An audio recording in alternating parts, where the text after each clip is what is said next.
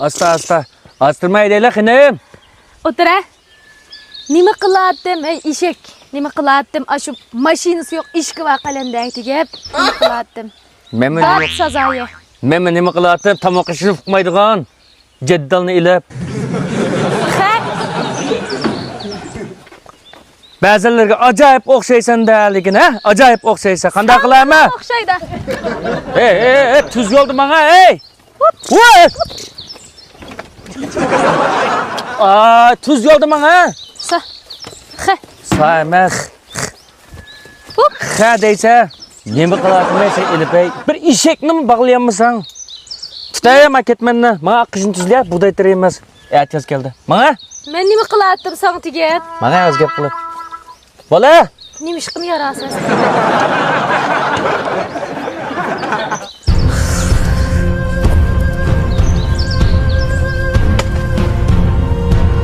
Tulga kelgan ishkan mendan ko'ngil so'rab beribdiman bu ko'ngilni aldirab kishi kelmas endi mendan hal so'rab köymegenge köygen günah üzemde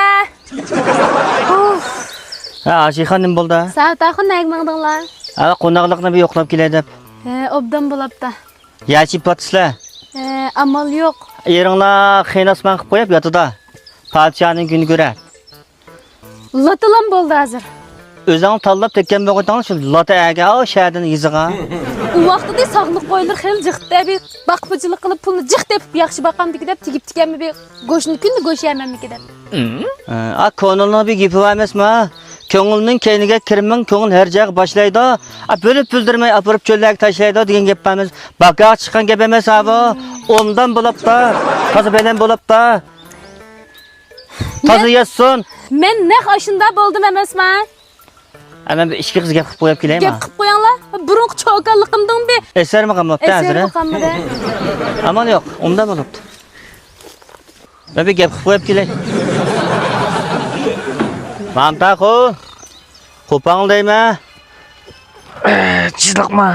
Savtaxo. Bu nima ish bu? Nima bo'libdi? Mana işte qilmanglarmi, achi yo'g'an ekan. O'zinglar o'ngda yotsizlar, a xotiningni shiqsalizlar. Anangni bir o'g'avning shumkin saqammi sizlarga? Aning tirnoqini ko'rdingmi ya? Nima bo'lib tirnoqqa? Zon, shu tirnoqli ximini jug'urib, itib berib aqlimga ketgan o'xshaymi? Mushtaqlab qoldi. 5 sonta temiq bilan deysizlar. Keyinroqning ichiga kishi to'lmaydi.